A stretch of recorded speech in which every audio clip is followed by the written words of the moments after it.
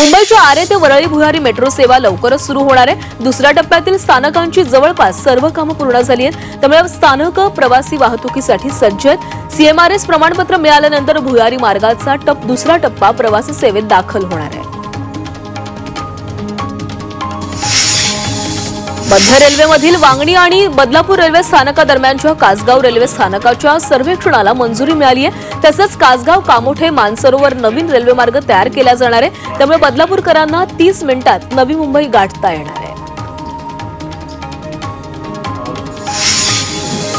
मुंबईतील बोरिवली पश्चिम भागात एमडी ड्रग्ज जप्त करण्यात आले। या प्रकरणी बोरिवली पोलिसांनी एकाला अटक केली आहे। पोलिसांनी त्याच्याकडून 54 ग्रॅम एमडी ड्रग्ज जप्त केले। या प्रकरणी आरोपींवर पोलिसांमध्ये गुन्हा दाखल करण्यात आला आहे।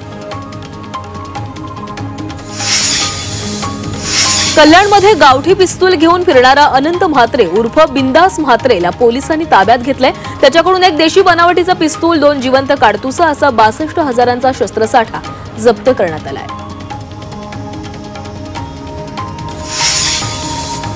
अंबरनाथमध्ये मोठ्या प्रमाणात फळांचा अनधिकृत बाजार भरवण्यात येतो, मात्र अद्याप अतिक्रमण विभागानं या अनधिकृत बाजारावर कोणतीही कारवाई केली नाहीये। त्यामुळे अधिकारी असतानाही कारवाई का होत नाही याचा प्रश्न नागरिकांनी उपस्थित केलाय। उल्हासनगरातील सुभाष टेकडी परिसरात भारतरत्न डॉक्टर बाबासाहेब आंबेडकर यांच्या पूर्णाकृती पुतळ्याचं अनावरण करण्यात आलं। स्थानिक आमदार बालाजी किणीकर आणि भंतेजी एन आनंद महाथेरो यांच्या हस्ते बाबासाहेबांच्या पुतळ्याचं अनावरण करण्यात आलं आणि यावेळी हजारो भीम अनुयायांनी जल्लोष साजरा केला।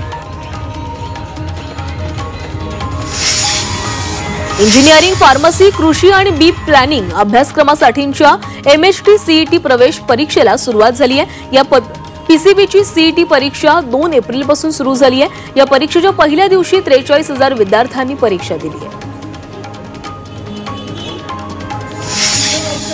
मुंबई शहर आणि उपनगरात पार्किंगची समस्या दिवसेंदिवस गंभीर होतीये, त्यामुळे राज्य परिवहन विभागानं शहरासाठी प्रभावी पार्किंग धोरण तयार केलंय आणि यासाठी क्रिझिल या संस्थेची नियुक्ती करण्यात आली आहे। येत्या 2 महिन्यांमध्ये या संस्थेमार्फत विस्तृत अहवाल सादर केला जाईल।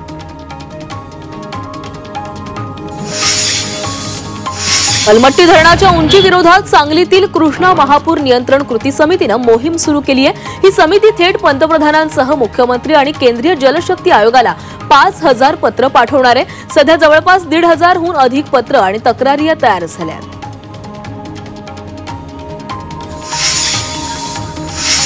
सांगलीच्या कडेगावात शेतकरी तहसील कार्यालयासमोर धरणे आंदोलनाला बसण्यात आलेला आहे। त्याच्या सुलत्यानंच शेतातील गहू 3 वेळा चोरून नेलाय। या प्रकरणी कडेगाव पोलीस ठाण्यात तक्रार दाखल करण्यात आली आहे, तरीही कारवाई होत नसल्यानं शेतकरी आंदोलन करतोय।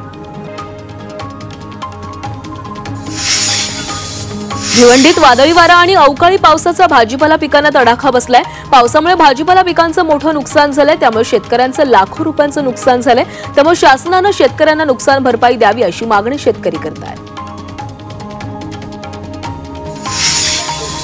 साताऱ्याच्या महाबळेश्वरमध्ये अचानक धुक्याची चादर पसरली। इतकंच नाही तर अचानक तापमानातही झपाट्यानं घसरण झाल्याचे पाहायला मिळालं। गेल्या 3 दिवसांपासून सातारा जिल्ह्यातील तापमानानं उच्चांक गाठला होता, मात्र महाबळेश्वरमध्ये सायंकाळनंतर अचानकच हवामानामध्ये बदल झाला।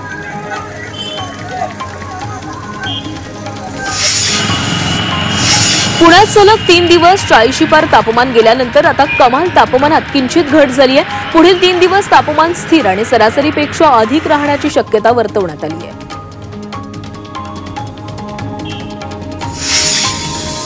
मुंबई बाजार समितीत कोकणातून 75,000 पेटी हापूसची आवक झाली आहे। सध्या 1,000 ते 3,000 पेटीचा दर आहे। फेब्रुवारी आणि मार्च महिन्यात आंब्याची आवक सरासरीपेक्षा कमी राहिली आहे। एप्रिलमध्ये सरासरी इतकी आवक राहिली।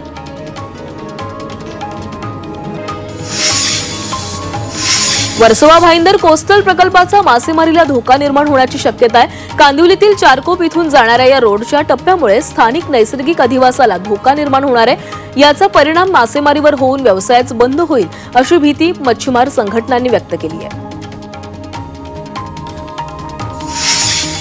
राज्यातील 1,06,000 शाळांनी शाळा मूल्यांकन प्रक्रिया सुरू केली आहे, मात्र यातील 1,800 शाळांनी ही प्रक्रिया अद्याप सुरूच केली नाहीये। त्यामुळे मूल्यांकनासाठी मुदतवाढ मिळेल का असा प्रश्न शिक्षकांनी उपस्थित केलाय।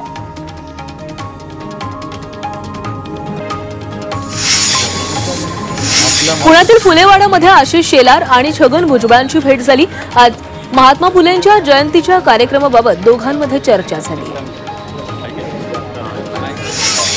अन्न आणि औषध प्रशासन मंत्री नरहरी झिरवाळ यांना मुख्यमंत्री पदाची स्वप्न पडतात। आपण मुख्यमंत्री सुद्धा होऊ शकतो असं विधान नरहरी झिरवाळांनी केलेलं आहे। त्यामुळे राजकीय वर्तुळामध्ये चर्चा सुरू झाली आहे।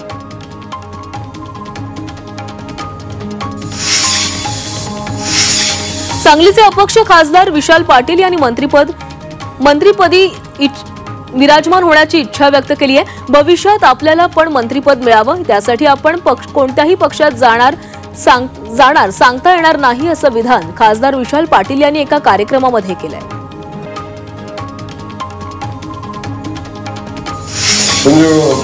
मंत्रिपद कायमस्वरूपी नसतं, ते काचेचं अस्थिर भांड आहे असं मत ग्रामविकास मंत्री जयकुमार गोरे यांनी व्यक्त केलंय। राजकारणात पदं येतात जातात, आपल्याला इथपर्यंत पोहोचण्यासाठी मोठा संघर्ष करावा लागला असल्याचंही गोरेंनी म्हटलंय। शहाजी पाटलांना वाऱ्यावर सोडणार नाही असं विधान उपमुख्यमंत्री एकनाथ शिंदेंनी केलंय। त्यामुळे शहाजी पाटलांच्या राजकीय पुनर्वसनाचे संकेत पुन्हा मिळाले। रायगडच्या रोह्यात शिवसेना उद्धव बाळासाहेब ठाकरे पक्षाला मोठा धक्का बसलाय। शिवसेना रोहा तालुका प्रमुख समीर शेडगे यांनी पक्षाला रामराम ठोकलाय। त्यांनी आपला राजीनामा पक्षाकडे सुपूर्द केलाय। येत्या 13 एप्रिलला ते राष्ट्रवादी काँग्रेसमध्ये प्रवेश करणार। शिवसेनेवरती कुठली टीका टिप्पणी करायची नाहीये। दोडा मार्गामधील हत्तींना पकडण्याची प्रक्रिया सुरू झाल्याची माहिती मंत्री नितेश राणे यांनी दिली आहे। काही हत्ती आजारी आहेत आणि त्यांना वनतारामध्ये हलवण्यात येणार आहे। वनतारा प्रशासनाशी चर्चा सुरू असल्याचंही राणेंनी सांगितलंय। नाफेडनं थेट बाजार समितीतून कांदा खरेदी करावा अशी मागणी खासदार भास्कर भगरेंनी केलेली आहे। कांद्याला चांगला भाव देण्यासाठी नाफेडनं व्यापाऱ्यांसोबत बाजार समितीतून कांद्याची खरेदी करावी अशी मागणी त्यांनी केली। लासलगावमध्ये नाफेडच्या गोडाऊनची पाहणी केल्यानंतर ते बोलत होते।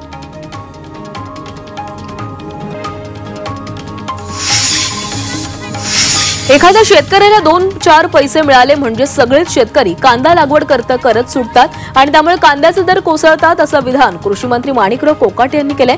कांदा लागवडीला मर्यादा आहे की नाही, सगळेच शेतकरी कांदा लागवड करत असतील तर दर कसा मिळणार असा सवालही कोकाटे यांनी उपस्थित केलाय।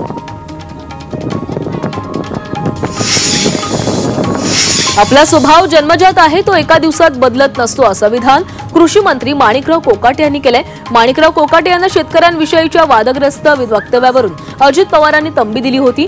तिसऱ्यांदा चूक झाली तर मंत्रिपद धोक्यात येईल असा इशारा अजित पवारांनी पक्षाच्या बैठकीत दिला होता। सांगोला येथील भारतरत्न डॉक्टर बाबासाहेब आंबेडकर यांच्या पूर्णाकृती पुतळ्याचं अनावरण उपमुख्यमंत्री एकनाथ शिंदे, पर्यटन मंत्री शंभूराज देसाई, माजी आमदार शहाजी पाटील यांच्या उपस्थितीमध्ये झालं। नगरविकास विभागातील 2 कोटी रुपयांच्या निधीतून हा सुंदर पुतळा आणि स्मारक साकारण्यात आले। डॉक्टर आंबेडकर जयंतीच्या पूर्वी या पुतळ्याचं अनावरण झाल्यानं सांगोल्यात भीमसैनिकांमध्ये आनंदाचं वातावरण आहे।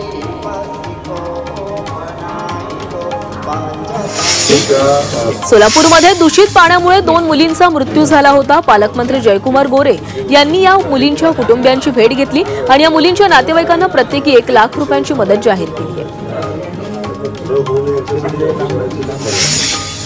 शिवसेना आमदार सुनील राऊत यांच्या विरोधात विनापरवाना आंदोलन केल्याप्रकरणी गुन्हा दाखल करण्यात आलेला आहे। काल ठाकरे गटानं गॅस सिलेंडर दरवाढीच्या विरोधात आंदोलन केलं होतं।